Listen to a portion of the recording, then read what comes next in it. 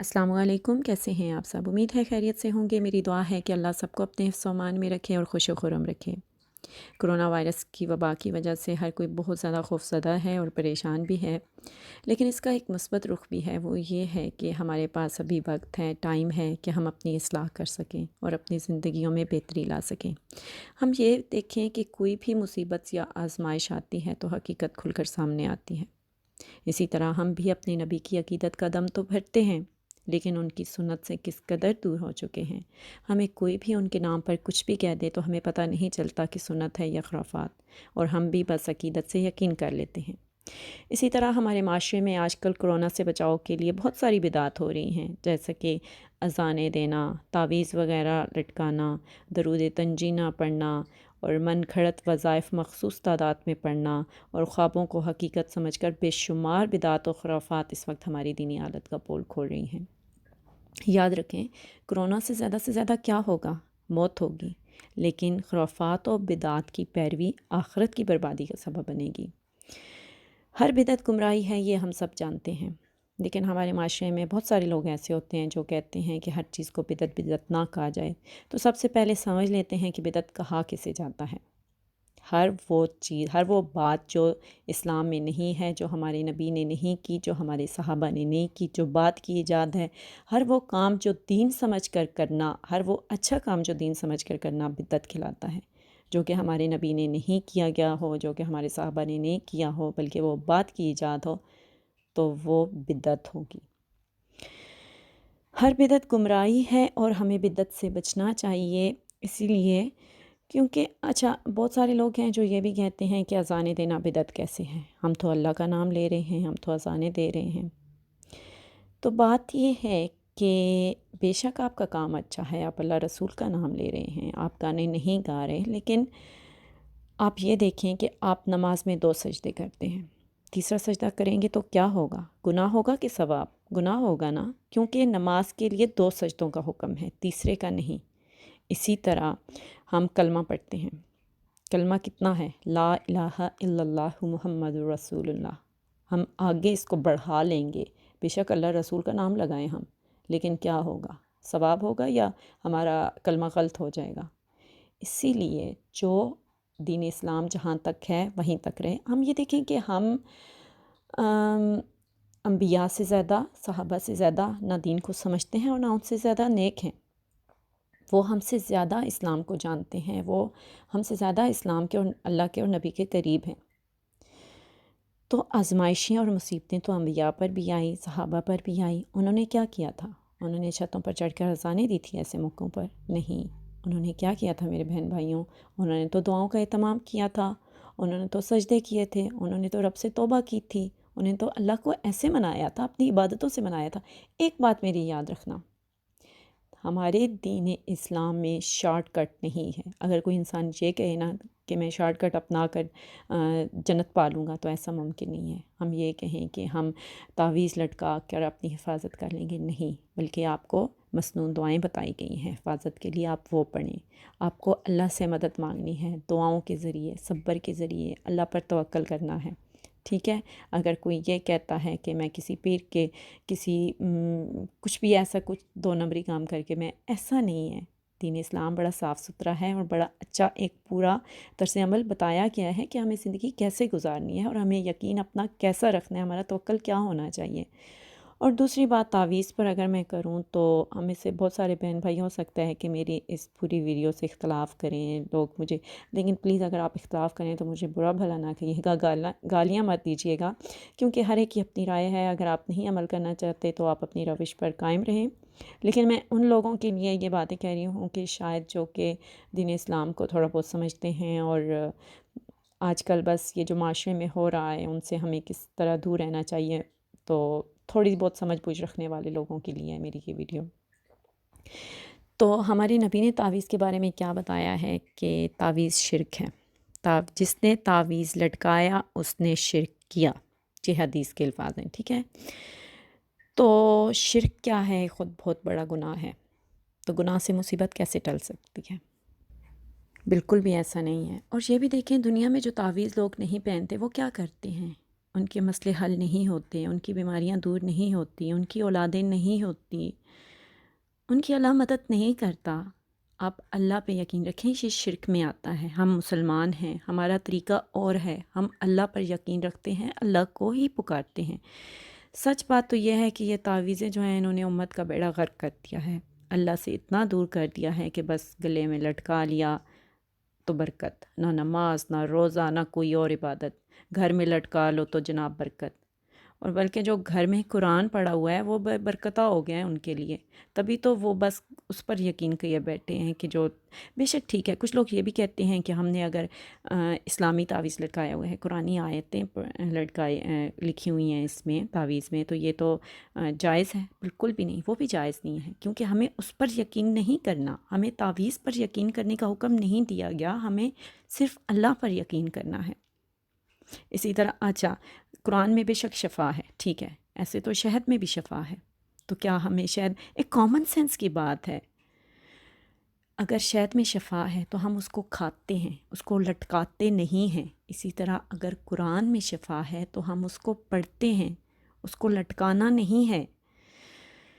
ہم نے، ہماری بدقسمتی یہ ہے کہ گھروں میں قرآن پڑھا ہے، اس پر دھول جمی ہوئی ہے، کسی نے کھول کر کبھی نہیں دیکھا، بلکہ جو مولوی نے لکھ دیا ہے ان کو، اور وہ انہوں نے لٹکا لیا، اور ان کو لگتا ہے کہ ان کی زندگی میں وہ برکت لائے گا۔ لوجیکلی بھی سوچیں یار، ایسا نہیں ہے۔ ہمیں قرآن کو پڑھنا ہے، ہمیں قرآن پر عمل کرنا ہے، اس کو سمجھنا ہے، اپنی زندگیوں کو تب بہتر بنا سکتے ہیں ہم۔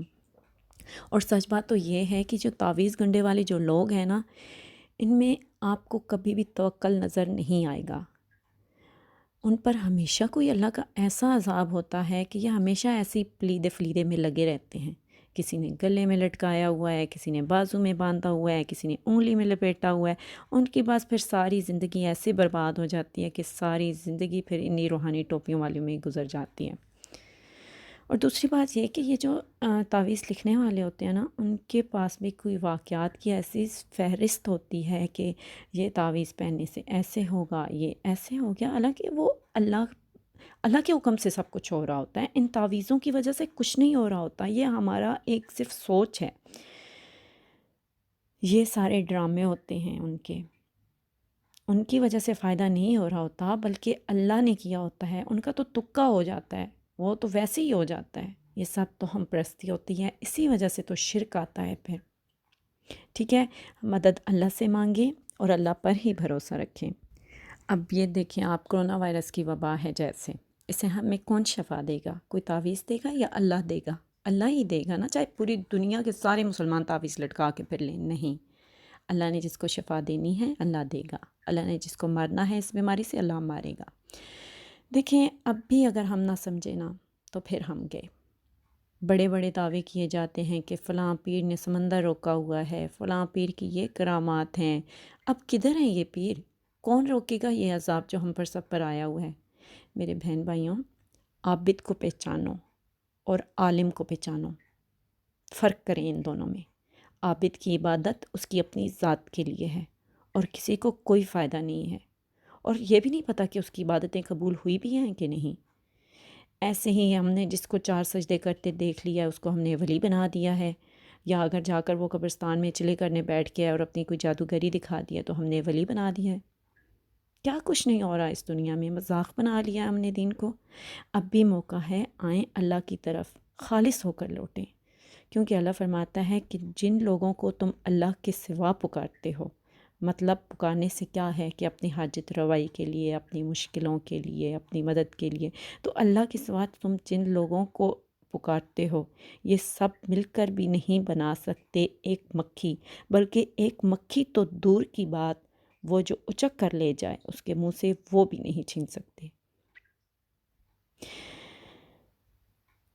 بات یہ ہے کہ ادھر تو حال کیا ہے کہ کوئی بھی پتھر ہے، یہ لگا لو یہ بیماری دور ہو جائے گی، یہ تعویذ باندھ لو ایسا ہو جائے گا، اولاد ہو جائے گی، فلاں پیر کے پاس چلے جاؤ تمہیں اللہ اولاد دے دے گا۔ اولاد دینے والی ذات صرف اللہ کی ہے۔ پیروں فقیروں تعویذوں کے چکروں سے نکلیں، اپنی زندگی کو اچھا بنائیں، اپنی زندگی، ہمارا رب ہماری شہرک سے زیادہ قریب ہے، وہ صرف ان کی نہیں سنتا، وہ ہماری بھی سنتا ہے، وہ ہماری بھی دعائیں قبول کرتا ہے۔ اللہ نے صرف یہ نہیں کہا کہ میں صرف تمہاری پیروں کی عبادتیں قبول کروں گا، اللہ نے یہ نہیں کہا کہ تم ان سے مانگو، اللہ نے کیوں کہا ہے کہ میں ہوں، میری طرف پلٹو، میری طرف دیکھو، میں تمہاری ہر مشکل حل کروں گا۔ پھر تو ہم اللہ سے زیادہ ان کو ترجیح دے رہے ہیں نا۔ یہ بھی کمزور ہیں اور جن سے مانگا جا رہا ہے وہ بھی کمزور ہیں۔ لاچار لاچار سے مانگ رہا ہے، فقیر فقیر سے مانگ رہا ہے۔ اللہ کو چھوڑ کر تم جنہیں پکارے ہو وہ بھی تمہارے جیسے ہی بندے ہیں۔ میرے بہن بھائیوں، اطاعت اور عبادت خالص حق ہے میرے اللہ اور اس کے رسول کا۔ یہ مخلوق میں کسی کی نہیں ہو سکتی سوائے اس کی جس کی اطاعت کا اللہ حکم دیتے، جیسے کہ ماں باپ کی اطاعت کا حکم اللہ نے دیا ہے۔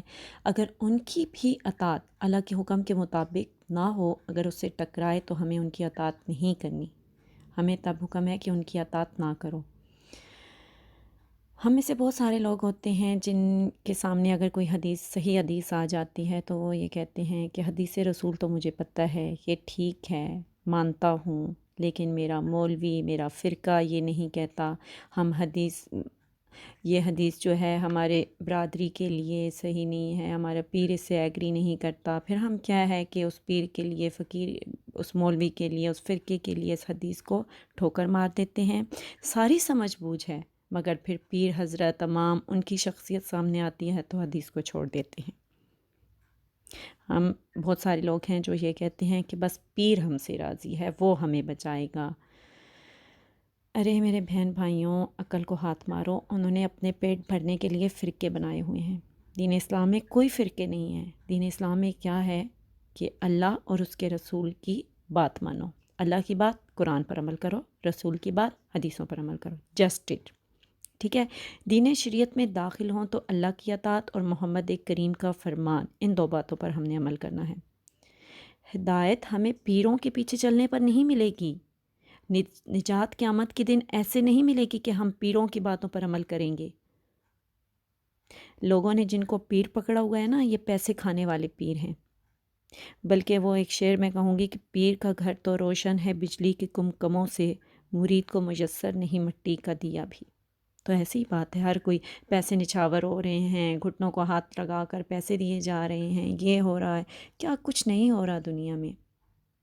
کتنا گمراہ کن نظریہ ہے تقلید کرنے والوں کا، پیر پرستی والوں کا۔ وہ کہتے ہیں کہ ہم جب تک بہت سارے پیر ہیں جو یہ کہتے ہیں کہ تم جب تک کسی پیر کو نہیں پکڑو گے نجات نہیں ملے گی، جبکہ عرش والا کیا کہتا ہے، ہمارا اللہ کیا کہتا ہے کہ جب تک محمد کے پیچھے نہیں چلو گے نجات نہیں ملے گی۔ یہ دیکھیں، آپ کو جب بھی کوئی مسئلہ درپیش ہوتا ہے، ہمیں کیا حکم ہے کہ ہم یہ دیکھیں کہ اللہ اور اس کے رسول کا کیا حکم ہے۔ یہ نہ دیکھو کہ کسی پیر کی کیا مرضی ہے، ہمیں یہ دیکھنا ہے اللہ اور اس کے رسول کی کیا مرضی ہے۔ اگر آپ کے پاس کوئی حدیث سامنے آتی ہے، اللہ اور اس کے رسول کا فرمان سامنے آ گیا ہے، پھر کائنات کی ہر بات کو آپ نے ٹھوکر مارنی، کائنات کی ہر ایک کی بات جھوٹی ہے، ہر ایک کی بات رد کی جا سکتی ہے، لیکن اللہ اور اس کے رسول کی بات رد نہیں کی جا سکتی۔ اگر حدیث رسول کی مخالفت ہے نا، اور آپ پیر کی مرضی مان رہے ہو، ان کو خوش کر رہے ہو، تو آپ یقین رکھیں کہ آپ آخرت کی بربادی کا سامان تیار کر رہے ہیں۔ اس لیے پلیز خدا را اپنی اصلاح کریں۔ اس لیے سنت پر عمل کرو گے تو اللہ راضی ہو جائے گا، مدد اللہ سے مانگیں۔ بجائے تعویذ لٹکانے کے، تعویذ کیا ہیں؟ آپ ایک کامن سینس کی، آپ اپنے دماغ سے سوچیں، اپنی عقل کو ہاتھ ماریں کہ تعویذ، چاہے قرآنی تعویذ ہیں، چاہے جو بھی تعویذ ہیں، ٹھیک ہے، آپ یہ دیکھیں قرآنی تعویذ بھی ہیں، وہ تب تک اثر نہیں کریں گے اگر آپ کا یقین ہے۔ اول تو یہ شرک ہے، یہ نہیں کرنے چاہیے، کیونکہ یہ میں نہیں کہہ رہی، اگر آپ میں سے کوئی میری بات سے ایگری نہیں کر رہا تو آپ حدیثیں کھول کر دے سکتے ہیں، میں حوالہ بھی دے رہی ہوں حدیث کا۔ یہ میں نہیں کہہ رہی کہ تعویذ لٹکانا شرک ہے، یہ ہمارے نبی نے فرمایا ہے، ٹھیک ہے، اور تعویذ بھی تب تک اثر نہیں کرے گا جب تک اللہ نہ چاہے۔ اس کے بعد اگر ہم تعویذ پر یقین کر لیں گے نا، پھر اللہ ہم سے اپنی مدد اٹھا لے گا، اللہ کہے گا اس نے اس پر یقین کر لیا ہے، اللہ نے کہہ دینا ہے کہ اس نے اس کو پکڑ لیا ہے، مجھ پر سے یقین اٹھا لیا اس نے، اب یہ اسی کے سارے رہے گا، ٹھیک ہے۔ اس کے بعد کیا ہے، ہم پیر کیا دیکھیں، کوئی بھی پیر ہے، بزرگ ہے، عالم ہے، مولوی ہے، احترام سب کا کریں، سب کو مانیں۔ اگر آپ کو لگتا ہے، یعنی کہ آپ نے جس کی بھی بات آپ کو لگتا ہے کہ دین شریعت کے مخالفت پر ہے، مطلب حدیث اور قرآن سے ٹکر کی ہے، تو آپ نے اس کی بات نہیں ماننی، آپ نے ان کی پیروی نہیں کرنی۔ آپ نے عقیدت کے ناطے آپ نے یہ نہیں دیکھنا کہ ہمارے پیر ہیں، ہمارے کسی کو خدا نہ بنائیں، اس کو انسان رہنے دیں، ہم نے اپنے رب کی اطاعت کرنی ہے۔ رہی بات کہ وہ بہت نیک ہیں، بہت عبادتیں کرنے والے ہیں، تو وہ ان کی اپنی ذات کے لیے ہیں، ان کی عبادتیں، آپ کو ان کا کوئی فائدہ نہیں ہونا۔ اللہ ہم سب کو دین کی سمجھ عطا کرے۔ اور ایک اور بات، اچھا بننے کی کوشش میں جھوٹ نہ بولیں، عقل کل کوئی بھی نہیں ہے، یہ تو ہم جانتے ہیں۔ اور دوسری بات، یہ جو آج کل خواب آ رہے ہیں کہ فلانے نے ایسے کہہ دیا تو یہ ہو گیا، بال آ رہے ہیں قرآن میں، اور کیا کیا یار دین میں ہو رہا ہے، تو یہ جو خوابوں کے چکر ہیں نا، ان سے نکلیں۔ جو مسنون باتیں ہیں، جو حدیث ہیں، جو مسنون دعائیں ہیں، ان پر عمل کریں۔ اللہ ہم سب کو دین پر چلنے کی توفیق دے، اور اللہ ہم سب پر جو حق ہے وہ اشکار کرے۔ اور صحیح بات تو یہ ہے کہ ہم نے اس دین کو اس امت کے حصے در حصے کر دی ہیں، ایک دوسرے سے متنفر کر دیا ہے، اور دعویٰ کیا کرتے ہیں کہ میں حدیث پر چلنے والا ہوں، میں اللہ اور رسول کی ماننے والا ہوں۔ خدا را ایسے نہ کریں، فرقوں میں نہ بٹیں، ایک دوسرے سے نفرت نہ کریں، اللہ سے دعائیں صرف اللہ سے مدد مانگیں۔ آپ کا خالق آپ کو آپ سے بھی زیادہ جانتا ہے، وہ ہماری شہرک سے بھی زیادہ قریب ہے۔ سمپل سی بات ہے، جو ہمارے نبی نے، اس خلاصہ کیا ہے اس ویڈیو کا، میں 2-3 لفظوں میں کہوں گی کہ جو باتیں دین میں نہیں ہیں، ہمارے صحابہ نے نہیں کیا، ہمارے نبی نے نہیں کیا، وہ ہم نے نہیں کرنی، وہ بدعت ہیں، اور بدعت گمراہی ہے، اور ہر گمراہی جہنم میں لے جائے گی۔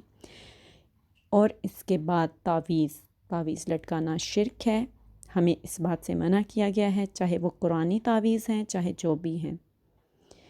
اور اس کے بعد ایک اور بات، پیر پرستی یا یہ اپنے مولوی حضرات اور ان کی عقیدتیں جو ہیں، یہ آپ ٹھیک ہے ان کا احترام کریں، لیکن کوئی بھی بات جو رسول اور ہمارے اللہ کے فرمان کے مطابق نہیں ہے، وہ آپ نہ مانیں۔ اللہ ہم سب کا حامی و ناصر ہو۔ اور اگر آپ کو میری یہ ویڈیو اچھی لگی ہے تو پلیز اس کو لائک اور سبسکرائب ضرور کیجیے۔